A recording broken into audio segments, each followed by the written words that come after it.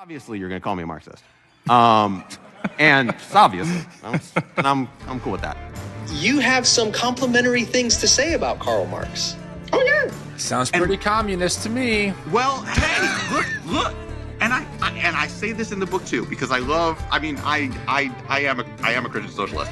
But No. yeah, I know. God, you just said it. Oh, It's my fine. God. What do you think about Marxism? And what about Christian socialism?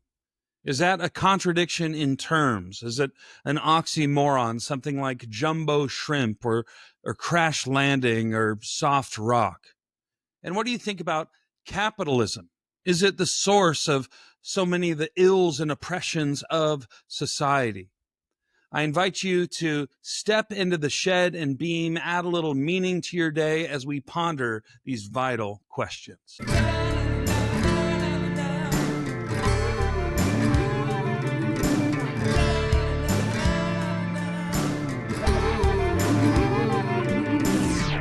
Hey, welcome back to the Shed and Beam. I'm your host, Thaddeus Williams. I want to spend a bit of time with you today thinking about capitalism and socialism. I'm sure you've heard these terms floating around in the media. They're very loaded terms. The whole conversation is sort of a minefield you got to navigate. And maybe you've never thought real deeply about what they mean or where you stand on these questions. Well, I just returned a couple days ago from Down Under. Spent most of July in Australia, got to meet a ton of brilliant Christian minds and influencers out there. And something that kept coming up in the conversations over and over and over again was just how much socialism has captured the imagination of Australians. And the same is true here in the United States. In fact, a recent poll found that folks ages 18 to 29, so ages 18 to 29, over 60% hold a positive view or a favorable view of socialism, with 1 out of every 3 actually holding a positive view of full-blown communism. And so this is something, it's just sort of in the cultural air we breathe or the cultural water we swim in. I think of some of my favorite movies. There's David Fincher and Chuck Palahniuk's Fight Club. All been raised on television to believe that one day we'd all be millionaires and movie gods and rock stars, but we won't.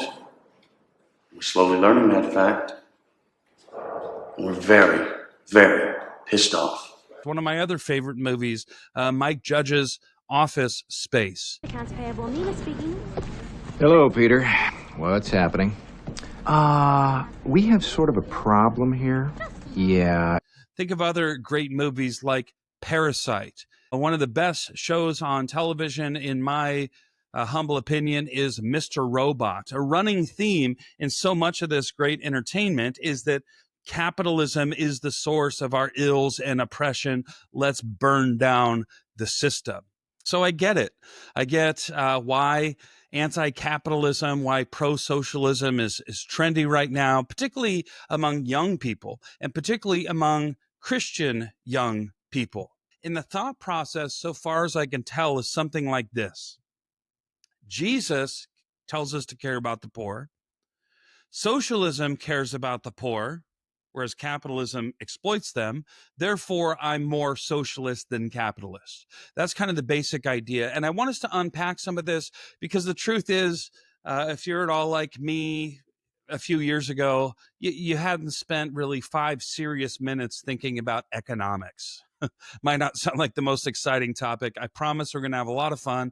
I think the best way to get into this is to introduce you to a dear friend of mine named the Reverend Dr. Malcolm Foley. Malcolm Foley, his official title is Special Advisor to the President for Equity and Campus Engagement at Baylor University. He's also the pastor of a church called Mosaic out in Texas. I consider him a dear friend. I had the opportunity to debate the Reverend Dr. Malcolm Foley in Minneapolis not too long ago at Preston Sprinkle's Exiles in Babylon conference. I think we had a great conversation, a great debate, and I want to show you a few clips to help you think more deeply about this.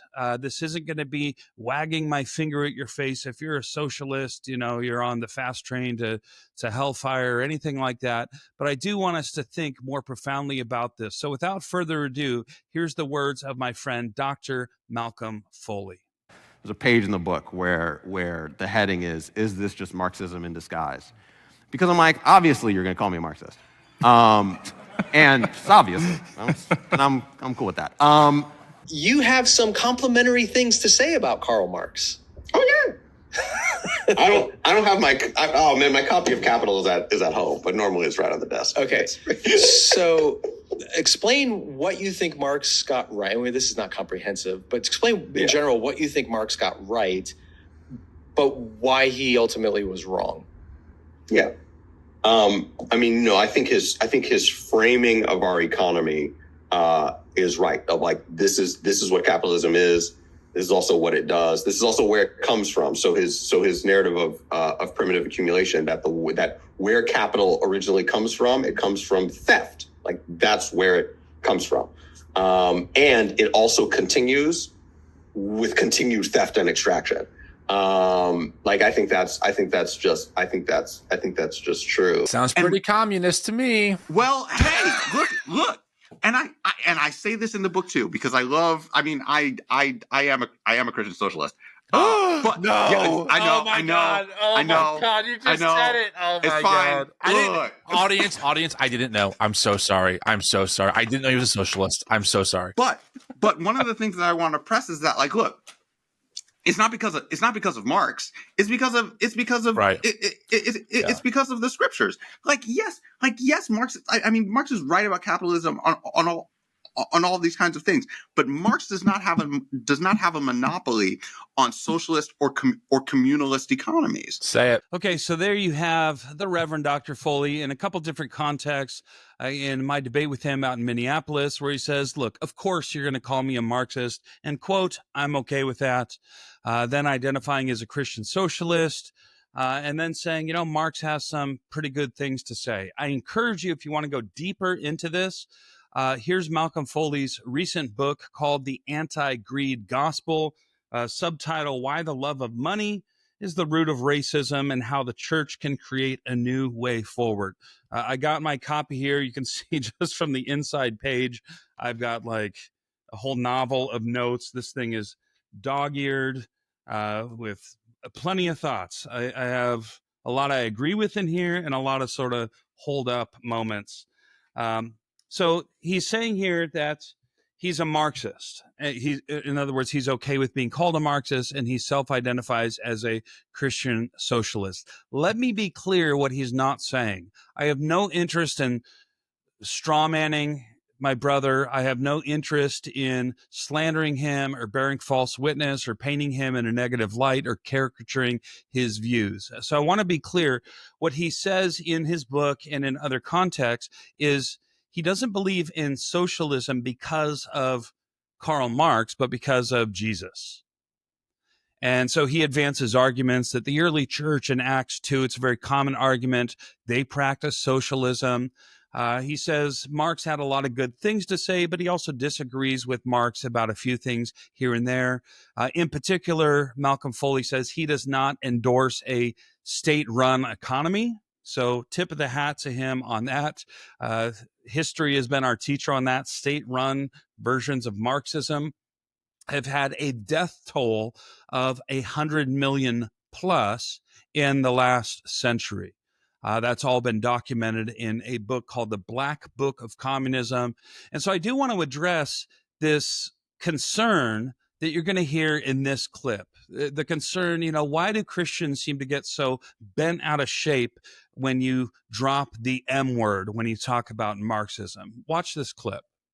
It is funny. The more I go down this path, the more I'm like, why are we so afraid of Marx again? Like, why is this a boogeyman word? I mean, honestly, MLK was a communist, and okay. Like, well, what is that? What do these things actually believe, though? Like, what is the spirit that animates an allergic reaction to the word Marxism, but embraces capitalism, right? I think that that's an even deeper level that so many of us have to unpack. And one of my goals is to get like an actual Marxist professor on the show just to kind of give us the skinny, like, hey, like, dude, what does Marx actually believe? What does he teach? And then we I can know go what from people there. are afraid of. So I know what people are afraid of. Tell me. So what people are, one of the things that people are afraid of is the fact that, Marx frames history in such a way that capitalism will be violently overthrown by the workers to enthrone this new political economy. And so to be a Marxist is to be essentially a backer of violent revolution. And the thing is, like, when you're rich and also in power, right, that's an active threat. Like that's right, an active threat to you. Okay, so what you see here is this show, The New Evangelicals, and the host is sort of going back and forth with Malcolm. Why all the outrage? Why do people get bent out of shape? Why is it so inflammatory to talk about Karl Marx? Why is he sort of the boogeyman? Have we sort of fashioned a pitchfork and horns for Marx when he's really a decent fellow with some good insight? So, well, let me speak to that question. More years ago than I care to admit, I had a army green t-shirt. And on it, I thought the t-shirt looked cool. It had a stenciled face, sort of like the images you see in the art behind me, a stenciled face of Che Guevara, who was a communist revolutionary, originally from Argentina, a big part of the communist revolution in Cuba. And on top, in big black stenciled letters, it said, "Viva la Revolucion." And I thought that was just a cool shirt to have. And so I wore it, and I went to fill up my car with gas, and I walk into the gas station, and the gas station attendant looked at me and he said, "What's going on there with your shirt?" I said, "Oh, Viva la Revolucion." He said, "Do you know who's on it?" I said, "Yeah, I'm pretty sure that's Che Guevara." He said, "Do you know what Che Guevara did?" And I was just sort of frozen like a deer in headlights. And he went on to explain that Che Guevara had unleashed all kinds of oppression that had killed some of his family members. So here I was, this Westerner, just brandishing what I thought was a cool t-shirt with a cool message. And he's like, you might want to think a little more deeply than just sort of a slogan that's sticky. You might want to think about what his ideology actually unleashed, the suffering it unleashed on real people.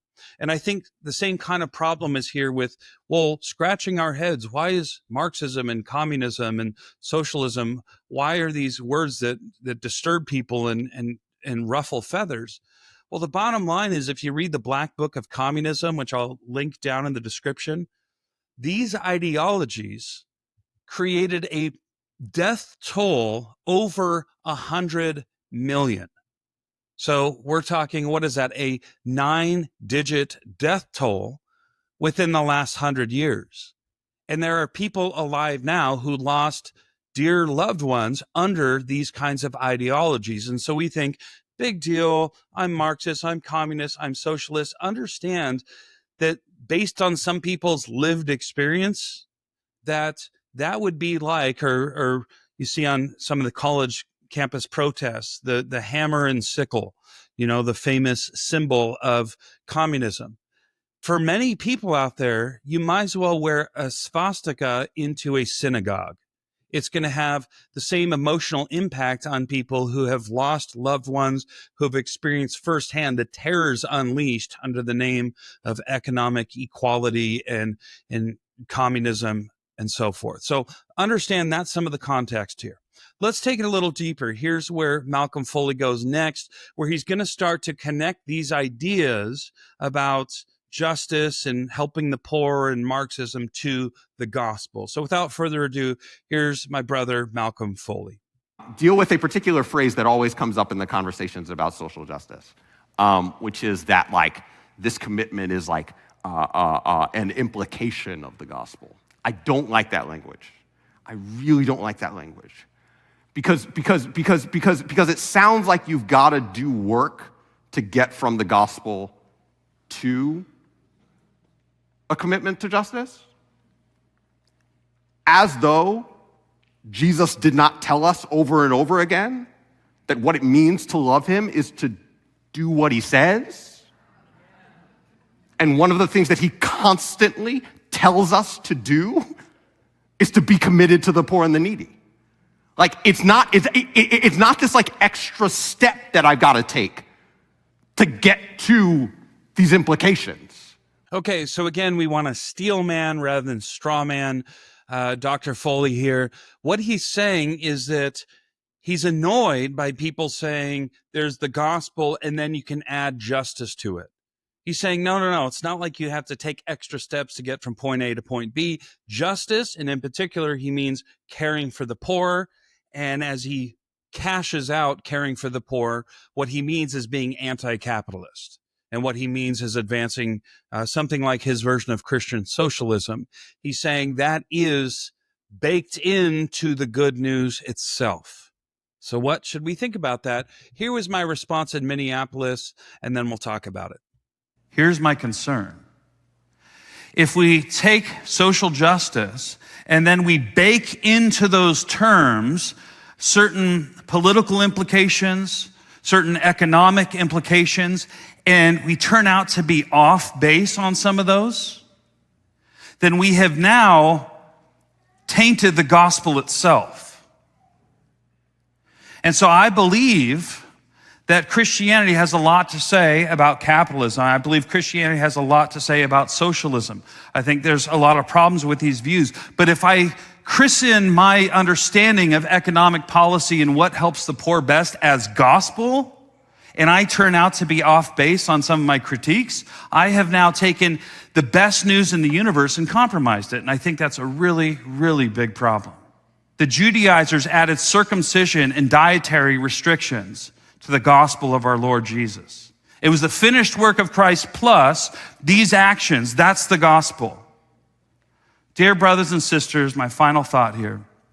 Let us not fall into the lethal trap of saying the gospel is the finished work of Jesus plus combating racial capitalism. It's Jesus plus dismantling free markets. Jesus plus undermining neoliberalism or advocating Christian socialism. Or in the other direction, we must never say the gospel is Jesus plus free market capitalism or Jesus plus a growing economic pie or Jesus plus anything. We are not saved by any political or economic theory, red or blue. Salvation comes not through a Republican elephant or a Democratic donkey. The kingdom comes through a crucified lamb who sits on the throne now and forevermore. Thank you. Okay, so there's a lot going on there. Let me just break it down in a straightforward way. I think the gospel is the best news in the universe. And the way the New Testament often uses euangelion, the gospel, the good news, is that sinners like us can be justified. We can be declared righteous before a holy, holy, holy God, thanks to the death of Jesus, thanks to the bodily resurrection of Jesus. So we aren't saved by performance. We aren't saved by keeping enough of the 613 commands of the Old Testament. We're saved through Jesus's performance, through his perfection, through his finished work on the cross and his empty tomb. And so my argument is the minute you add anything at all to the finished work of Christ, you have compromised the best news in the universe. You have made salvation Jesus plus your economic policy, Jesus plus the amount you give to the poor, Jesus plus your vision of social justice. And I think that's a massive problem. I think that's a problem with eternal consequences. Let me say it like this. I think telling the truth, let's ask the question, is telling the truth essential to the Christian life? I would say, yeah. Go to the 10 Commandments, thou shalt not bear false witness. That's not a divine suggestion, it's a divine command. So is telling the truth essential to being a Christian? I would say, yes. Is it essential to the gospel, the good news of how sinners can be saved through the performance and perfection of Jesus? That's a completely different question. And we got to keep law and gospel separate, or we compromise the best news in history. Or take adultery. Is being pro-adultery an option for a Christian? I would say no. We should be anti-adultery. We should be faithful to our spouses. I think that's an essential of Christian living. But is it essential to the gospel itself? No. The gospel is the good news of Jesus' finished work to save sinners like us. And I would add, is caring for the poor. This seems to be Dr. Foley's deep concern, and I share that concern. We should love the poor in action, not just with words. Is that essential to the Christian life? I would say amen. And this is coming from a dude who was raised in the strawberry fields, in the potato fields of Southern California, with my mom's gleaning ministry, Sunshine Outreach, where I was working arm in arm with poor folks to do what they did in the Old Testament, to glean the farmers' fields and to put food on the table for folks who are having a hard time. Is caring for the poor optional for the Christian? No, it's essential. But is caring for the poor essential to the gospel itself? I would say no. In the minute we add that to the gospel, we slide back into this performance-based anti-gospel, that if I'm going to be right with God, it's, what Jesus did, but what Jesus did plus my truth-telling, plus my not committing adultery, plus my not bearing false witness, plus my not coveting, plus my care for the poor, plus my anti-capitalism. And that, dear friends, is not the good news. And so the good news is independent of capitalism and socialism. Those are different questions. And the minute we confuse that, the minute we erase the line and say, well, the gospel includes caring for the poor, and caring for the poor includes a Marxist or socialist or communist economic theory, if that economic theory turns out to be false, we've now falsified the gospel. And that's a huge problem. So listen now, I'm going to show you a couple clips on why Christian socialism and its critique of capitalism is not only possibly false, but probably false. The indictments against the wealthy were written in a zero-sum agrarian culture, where more often than not, the only way to get rich was by taking somebody else's pie. It was not a capitalist, it was not a free market society. And so there was an assumption that was safe to make then, that if you're rich, you got it by exploiting the poor. That's not necessarily true today. In many cases, tragically, it is, and we should fight that, but it's not necessarily true today. Okay, so I just want to sort of reiterate this point very briefly, but it's a very important point, a point to underline, highlight, throw some exclamation points behind. And that is, one way that we misread Scripture and apply it to the 21st century is we fail to take seriously the context in the ancient Near Eastern world where the Old Testament is being written, and in the Roman Empire where the New Testament is being written. You don't have anything resembling capitalism. You don't have anything resembling free markets. That comes out of the Middle Ages, out of the monastic orders, and in Italy. And there's a whole history of capitalism, but it's anachronistic. It's reading way back into the Bible something that isn't there if we read critiques of capitalism into the red letters of Jesus or any other part of Scripture. And so understand, in the ancient Near East and in the Roman Empire, it was a zero-sum game. You could only get a bigger piece of the pie by making somebody else, forcing somebody else to eat a smaller piece of the pie. You could only rise up by pushing other people down. So a lot of the indictments of the rich that applied in a zero-sum, non-free market context, it would be a mistake to apply those automatically to a free market system like America in the 21st century. In other words, you can get rich in a free market today in a way that you couldn't get rich back then. You had to get rich, usually through some kind of theft or exploitation back in the day. That's not necessarily the case, and usually not the case in the 21st century in a free market system. So we want to be careful here to not make our anti-capitalism to sort of forge a divine signature of approval on our Christian socialism, because we're simply misreading the cultural differences. So let's take that one step farther. Put it this way, if I want to be greedy to my core, and I'm in a capitalist society, something crazy happens. I cannot accumulate unless I find something that serves other people. In a socialist context like Cuba or Venezuela, if you want more, you take it through force. In free markets, if I want to get more, I have to provide a good and service to others. According to an economist, Deirdre McCloskey, parents, partners, children, friends, cousins, pets, we buy and sell for each other all day long. Something like half the marketed portion of national income is gotten on behalf of someone else. Did you catch that? Half of the national income is gotten not for selfish gain, not for greed, but for someone else. The market has widened opportunities for caring, says McCloskey. Let me be crystal clear. I am not saying capitalism is the gospel or part of the gospel or an implication of the gospel. My whole position is that the gospel is such sacred news that it transcends these other squabbles about politics and economics. And that's essential to keep that distinction, because if I'm wrong about capitalism or wrong about socialism, now I taint the gospel. That's the problem. So how far has capitalism, which is not the gospel, brought us in 2 centuries, asked McCloskey. The grocer is made better off by the sale of a loaf of bread. So is the woman who earns $8 an hour at Starbucks, spending it on 4 loaves of bread. The grocer then spends his profit maybe on a cappuccino at Starbucks. In any case, he is better off. So is she. The bread buyer is too, or she would not freely buy the loaves. So are the owners of the Starbucks in accepting her offer to work for $8 an hour, and so is she in offering it. So are the customers enjoying their cappuccinos. So exchange in a capitalist market is what economists call mutually beneficial.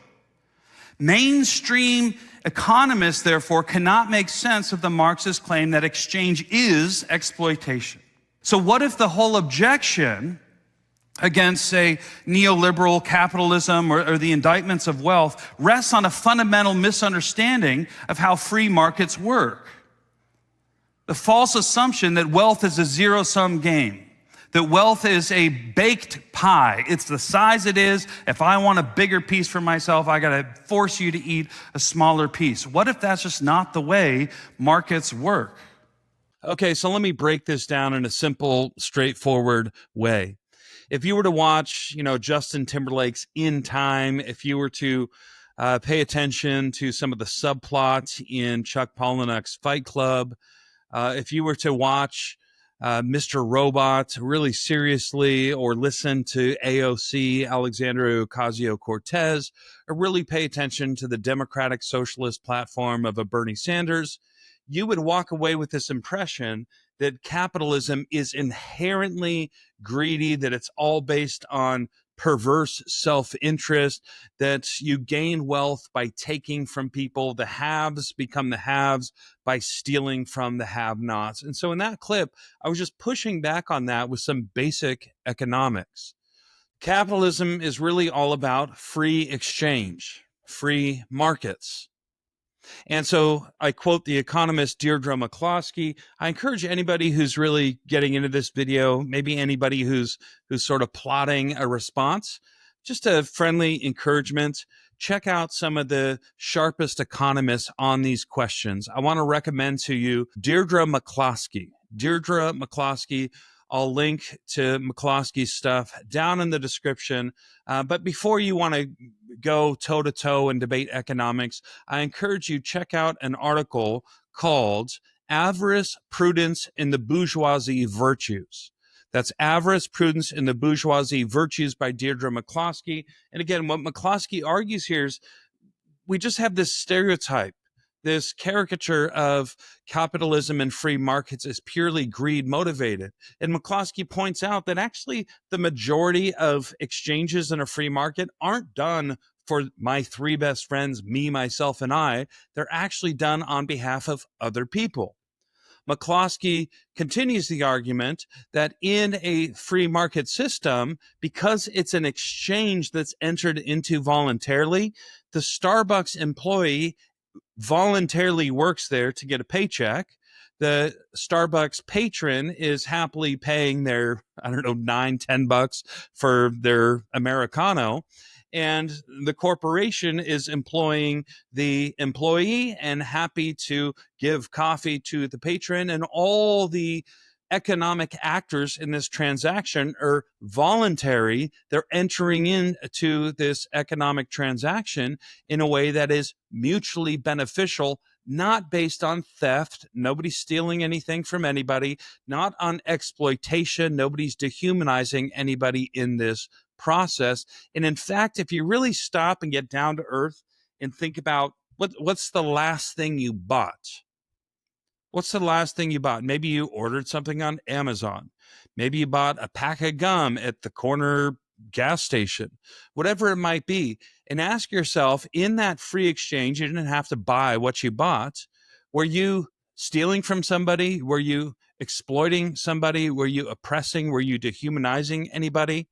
So again, we want to be careful to not slip into these caricatures that free markets are inherently exploitative. I think that's just a simplistic way of thinking about it, and in a weird way, a counterfeit gospel, because now I feel justified. I feel not guilty. I feel like a good person because I'm against this capitalist system. And that's a way of feeling good about ourselves apart from Christ. And I think that's another big problem. Let's go further. The slave trade was not a free market by definition. Sure. If capitalism is the primary engine of greed, I have a few questions.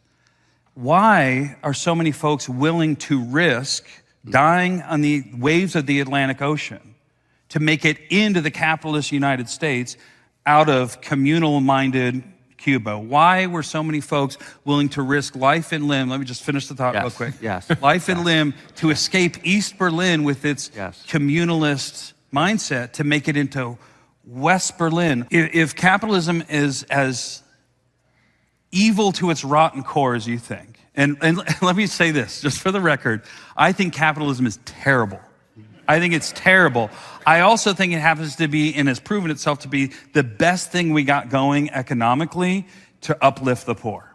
I think it's a sin-ridden system, broken. It's not the kingdom. It's not the gospel. I also think it helps. So in the last 5 minutes that we've been talking, in the last 5 minutes, 475 people have risen out of abject poverty. Nobody saw this coming 25 years ago, but just the hard numbers on it. In the last 25 years, 1.25 billion people with a B have risen out of abject poverty. And you read The Economist on it. This is mostly in China and India and Nigeria. Why? The Economist analysis tends to be they open themselves up to free market capitalism. If you watch the Acton Institute's Poverty Cure series for free online, you can see that free markets have a long history of uplifting the poor. And so to me, our shared concern for the poor, let me say this. In Jeremiah 7, Jeremiah doesn't just say execute justice, right? He says truly execute justice. And I think the assumption underneath that is that there are untrue ways to execute justice, ways that we think we're helping that we're actually hurting. Yeah. And I think your mission to combat capitalism, i.e. free markets, and your argument that that's all the foundation of all racism and things like that, I think there's problems there because maybe now we think we're helping when we're actually hurting. Okay, so as you can see here, I'm just sort of taking my case that Foley's economic analysis, his understanding of capitalism and socialism is probably wrong. And that's a problem because if it's probably wrong and he's welded that to the gospel, we're getting the gospel wrong. And so in this next step, I'm showing that global poverty has taken a major hit in the last 25 years that nobody saw coming. I remember, I'm a child of the 80s. I'm a Cold War kid, grew up during the Cold War. And you had global poverty in the commercials, in between your cartoons, in between, He-Man and Thundercats.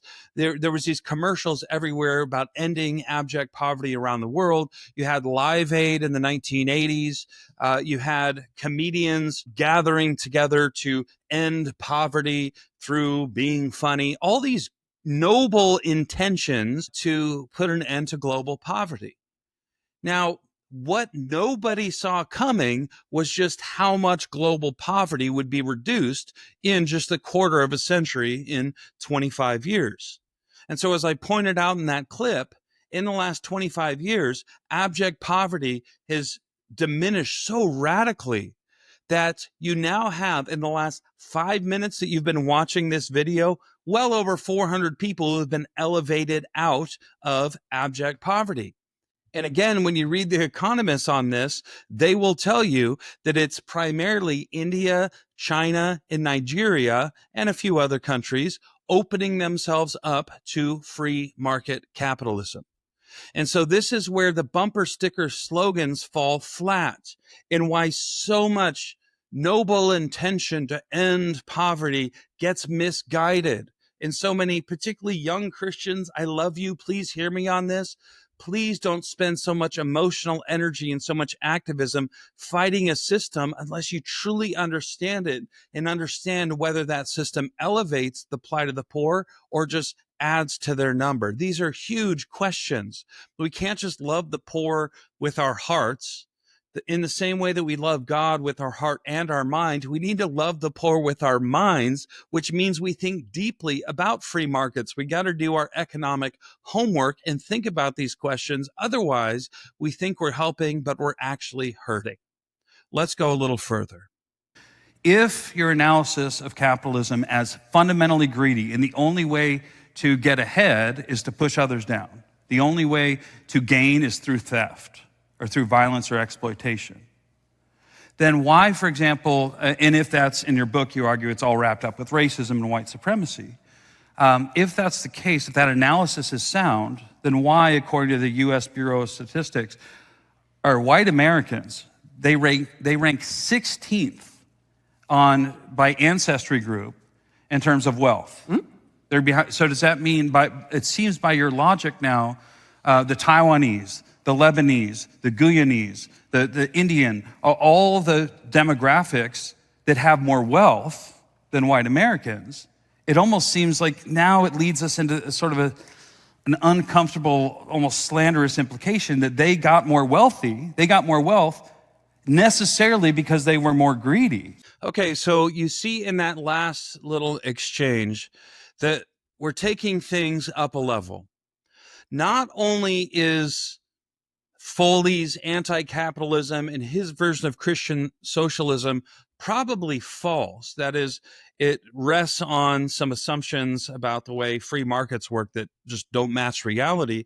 But here I'm going a step that's uncomfortable for me to take. I don't want to take it, but I feel compelled to. And that is, it's not only probably false, I think it's probably sinful. And I do not say that lightly. I take zero joy in saying that. What do I mean? I think it actually entails slander, the sin of slander. As I said in the video, I think it actually requires us to bear false witness against brothers and sisters. As I said in the video, I think it's a failure to keep the second greatest commandment to love your neighbor and treat people the way you want to be treated. And I think it's a failure to acknowledge the creator-creature distinction, the fact that God is God and we are not, because it pretends that we have omniscience. It pretends that we have X-ray vision into people's true motives. Yeah, you're wealthy. Well, I see behind the surface what's really going on there is theft, exploitation, and greed. if the only way to get wealthy, if the only way to get ahead under capitalism is to take from others, to exploit others, to steal from others, then you have to look at the hard facts that if you look at the U.S. Census Bureau statistics, you find that white Americans rank way down the list in terms of wealth by their heritage or their genealogy or their ancestry group. Now, if that's the case, do you see the uncomfortable, necessary conclusion of this kind of Christian socialism? If the only way to get ahead economically is through exploiting and greed, then that would mean all these people groups that are wealthier than white Americans only got there through what? Through greed and exploitation. You see the problem here. I think we're attributing a whole set of motives to people that are frankly slanderous, bearing false witness, failing to love our neighbor, and claiming we have divine X-ray vision into people's true motives. And so I'll just put the question flatly to Brother Malcolm. Do you think that all these people groups got wealthy purely through being more greedy than white Americans? Well, here was his actual response in the Minneapolis debate. So this is good. So one of the things that I do want to say, because I hedge this intentionally when I say that it is that what I'm not saying is that all. It's funny because Jerome will say all wealth comes from injustice. I don't say that. I say most of it does. I hope you caught what was happening in Foley's response. Yes, there was some valid insight there, but he's ultimately addressing the question, are these people groups greedier or more exploitative? Are they quicker to dehumanize their neighbor? Is that why they're more wealthy than white Americans on your own theory? And he sort of punts the question and says, well, even these people are still, motivated. Not all wealth is motivated by greed, but most of it. Does that help? He says, I'm not like Jerome, who said all of it. I'm deliberately hedging my position to say most of it, not all of it. How does that help? Does that mean the Lebanese and the Guyanese and the Indian and the Taiwanese and the Chinese are just mostly more greedy or exploitative? I'm not sure that helps this case much. Let's go further. One of the things I respect about your work is that you say, we want to default. This is one of my favorite Malcolm Foley quotes. There's many. Default to mercy? But you say we should default to mercy and charity, not judgment. And so you give a powerful example. Yeah. I'm not trying to steal your thunder, but you say there's a narrative out there that if I'm giving to the poor, well, they're poor because they deserve it. They're poor because they're addicted to X, Y, or Z. And so if I give to them, I'm actually hurting. And so you say instead of our gut reaction being, oh, well, you're in your economic position because you deserve it, I would just challenge you to be consistent with that same principle, to default to mercy and charity rather than judgment. If you see a Christian in this room who's wealthy, don't let your default be you've taken it from the poor. Yeah. You're guilty of theft. You're one of those greedy capitalists. I think that runs the risk, dear brother, of being the sin of slander, the sin of bearing false witness, the sin of refusing to love our neighbor as ourselves, the sin of erasing the creator-creature distinction, claiming that you have an X-ray vision into their true motives, and that the capitalist true motive is greed across the board. I think that's where things get real dangerous.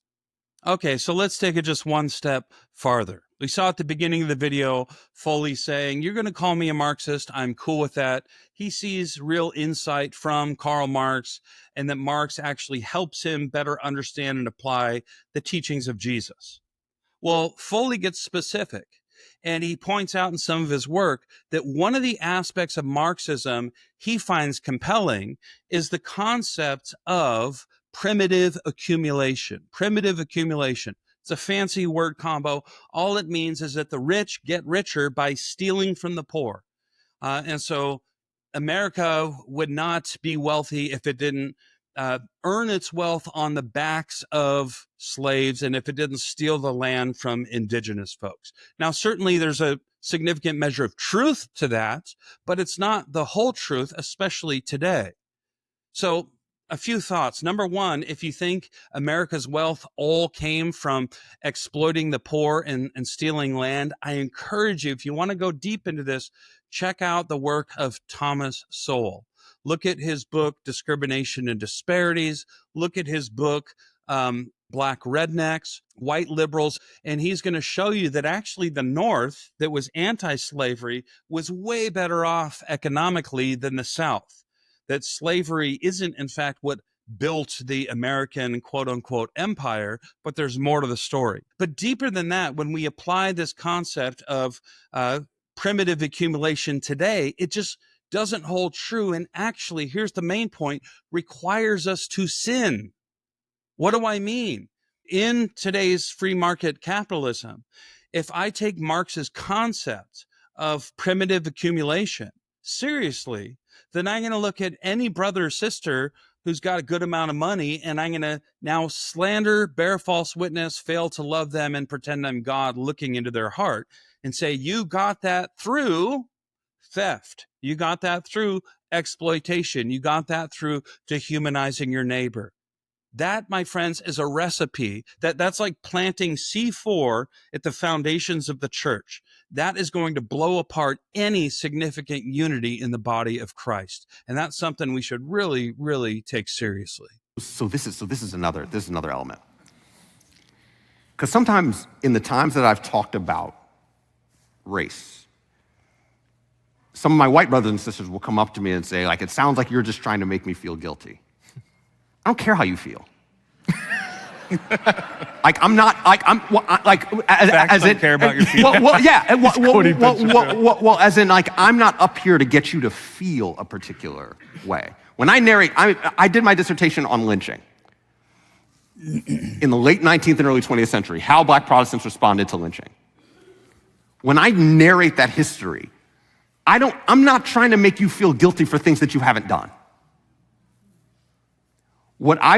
All I want is for you to see the world as it is, and then be encouraged to figure out how to act accordingly. And so in this case, can I interject real quick on that point? Sure. Yeah. So Briefly. Your goal isn't And then I'll come back. to make people feel guilty, white people feel guilty. No, I don't. This was a real concern when I started the book. I was like, I'm excited to dig in. Yeah. And then on page 2, and it's quoted multiple times. The Ida B. Wells quote?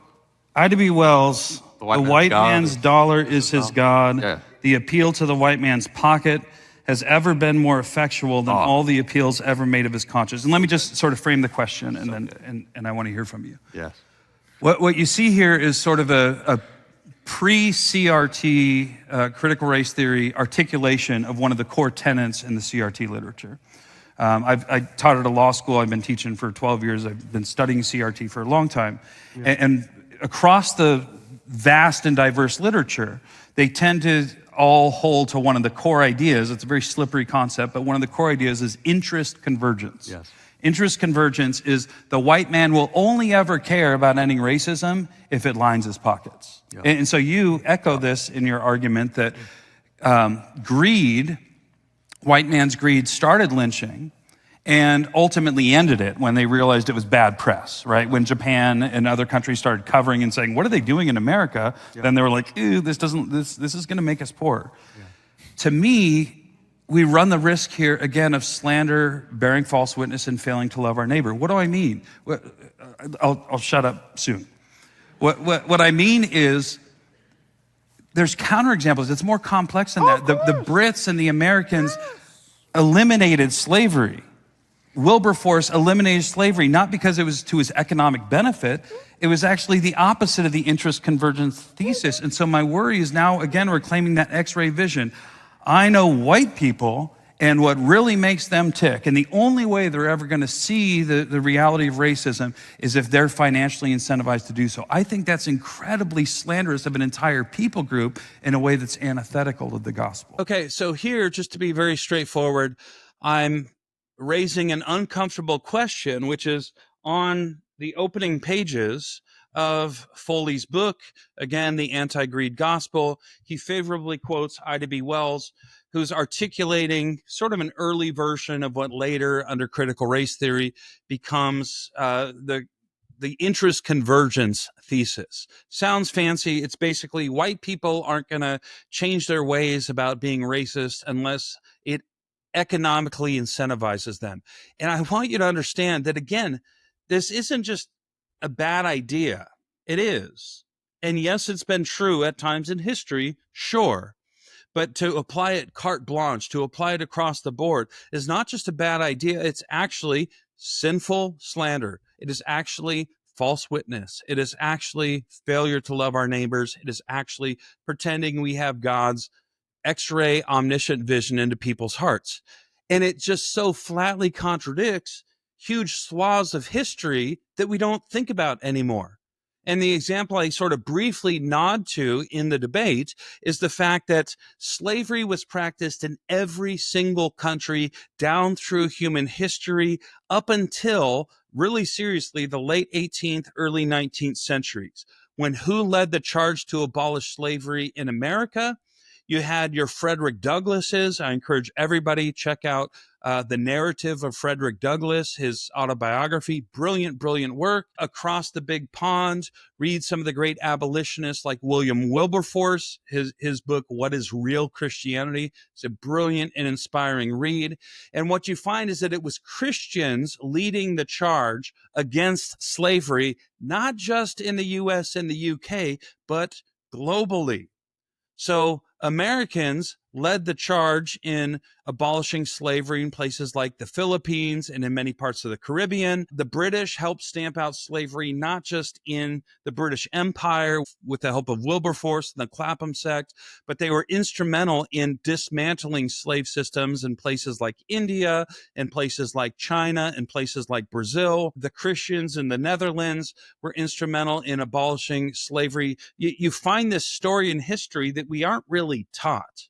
It's sort of censored out of public education, but it was mostly Christians leading the charge to abolish slavery, not just in their own countries, but around the globe. And many of those happen to have my melanin deficiency, lighter skin, pale skin like I have. And they did it not because they were going to make a ton of money abolishing slavery.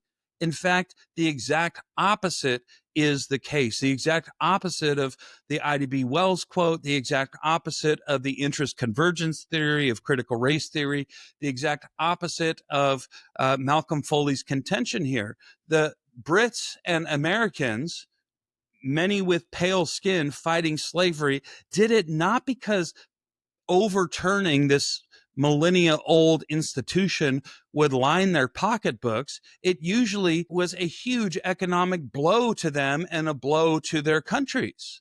They did it at great personal cost. And so the Wilberforces of history completely falsify the claim that the white man will only fight racism when it serves his economic interests. I think as Christians, we just got to do better than that. That's just straight up slander, straight up bearing false witness, failing to love our neighbors, and pretending we have God's X-ray vision. Let's go further. I do not want to slander anybody. I don't want to break any of the 10 Commandments. Because I love my Jesus. And so again, I just want to say as we wind down that, hey, Malcolm, if you happen to be watching this, I love you, brother. None of this is an attack on you as a person. I count you as a friend, but this is a friendly critique of your ideas. I want to throw out sort of a public invitation. Reverend Dr. Malcolm Foley, I would love to have you on the Shed and Beam so we can have this conversation. I think it would actually bless a lot of people and hopefully clear up a lot of confusion. I think we probably agree about a lot more than maybe we realize at the moment. If you want to take this stuff further, here's a couple just quick resource recommendations. It's a brilliant book by Christian philosopher Ronald Nash. He passed on a few years ago, but his book, Social Justice and the Christian Church, does a pretty solid deep dive into socialism, communism, and Marxism. I encourage you to check it out. I encourage you to check out a ebook. You can download it for free online. All of these are going to be linked down in the description for you. But it's a book simply called Social Justice. And Social Justice is by a dear friend, a scholar, a colleague named Cal Beisner. Great sort of, if you got a half hour to spare, that would be my number one recommendation for you. I also recommend checking out free online, if you search on YouTube, for the Acton Institute's Poverty Cure series. Poverty Cure, it's put out by the Acton Institute. It's sort of a coalition of Christian thinkers and economists. They do a brilliant job showing how free markets actually elevate the plight of the poor. They humanize people who have been dehumanized by their own governments and their own society. Watch the Poverty Cure videos. They are just world-class, rock-solid scholarship on how we should think about helping the poor, taking Jesus seriously when he says help the poor. And finally, I just got to throw this in there. I cover a lot of the issues behind these issues in my book, Confronting Injustice Without Compromising Truth. Highly recommend that. It gets into some of the deeper theology behind this. And finally, you know, it sounds like I just criticized Malcolm Foley. Again, the dude's my friend. I'm criticizing his ideas. I encourage you to check out his ideas. Don't take my word for it. Check out the full debate. I think Preston Sprinkle with Theology in the Raw has the full debate available online. I'll link that down in the description. But also check out Malcolm Foley's book, The Anti-Greed Gospel, and make up your mind for yourself. And finally, I just got to throw this out there. It's so cool. The way Dr. Foley and my conversation ended up in Minneapolis was I shared very briefly what I'll share with you, the story of a dear friend who was in abject poverty. He was an untouchable in Nepal's caste system. And I was able to meet him on a missions trip through Biola University 25 years ago. Wow. That really dates me. But I met a young man named Suresh Budhaprithi. I was able to share the gospel with him at the Monkey Temple in Kathmandu. I was able to watch the Holy Spirit jolt spiritual life into Suresh. He just recently, after earning his master's degree in theology, he just finished a PhD in theology out here in Los Angeles, and very recently flew back home to serve the untouchable community out there in Nepal. And I offered at the conference, at the Exiles Conference, here's ways you can support somebody who's considered a Dalit, an untouchable. And so I'm going to throw a link down in the description. It's a GoFundMe page. You just want to Google Bless the Budhaprithis. Bless the Budhaprithis. Again, link down below. If you got a couple bucks to send his way, it's going to go to actually helping the poor, the spiritually poor and the financially poor. And I think that's a good note to end on, is that we can have these conversations all day long about economic theory and the proper application of biblical exegesis to the questions of modern politics. But at the end of the day, let's not forget to just get off our butts and serve the people around us.